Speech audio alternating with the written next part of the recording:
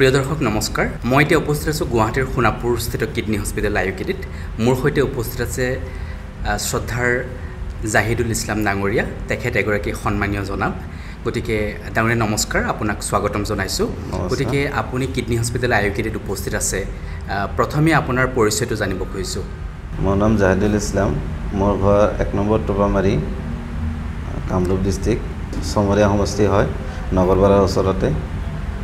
মই ইয়াতে মোৰ ল'ৰাৰ তাৰমানে কিডনীৰ কিবা এটা প্ৰব্লেম হৈছিলে সেইটো কাৰণতে প্ৰথমে মোৰ এজন সৰু ভাইটি আছে সিও ডক্টৰ হয় আপোনাৰ মোৰ খুৰাৰ ল'ৰা সি বৰপেটাত থাকে সি গুগলত চাই কেনে ছাৰৰ লগত কনফাৰেন্স কৰাই দিলে কথা পতাই দিলে তাৰপিছত আহি আমি চালোঁ ছাৰ লগত কথা পাতি কেনে কিমান বয়স হৈছে আপোনাৰ ল'ৰাৰ মোৰ ল'ৰা বয়সটো 5 বছৰ হোৱাই নাই 3 মাহ বাকী আছে হয় মানে এতিয়া অস্ত্ৰোপচাৰ হৈ গৈছে ইতিমধ্যে সফলভাৱে হৈ গৈছে নহয় জানো ইতিমধ্যে সফলভাৱে আল্লাহ ভালভাৱে কৰালে আৰু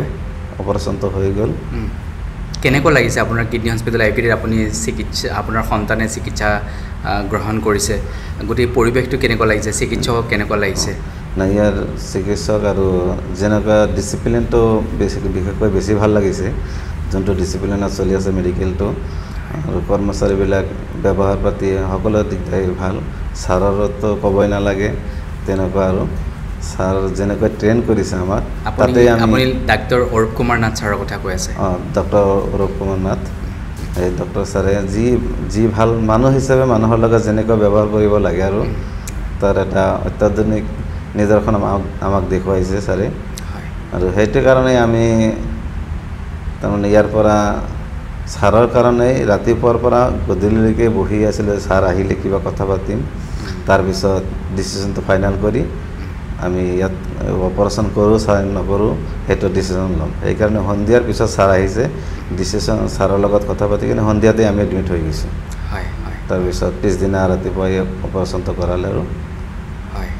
খুব সুন্দৰ ইয়াত যে অস্ত্ৰোপচাৰ কৰিব গতিকে সেই সিদ্ধান্তটো আপুনি লৈছে ইতিমধ্যে সফলভাৱে অস্ত্ৰোপচাৰ হৈ গৈছে গতিকে আমি আশু আৰোগ্য কামনা কৰিছোঁ আপোনাৰ সন্তানৰ আৰু আপুনি এগৰাকী সন্মানীয় জনাব গতিকে আজি পবিত্ৰ ঈদ গতিকে এই ঈদ উপলক্ষে আপুনি অসমবাসীক কি ক'ব অসমবাসীলৈ ঈদুল আজহাৰ শুভেচ্ছা থাকিলে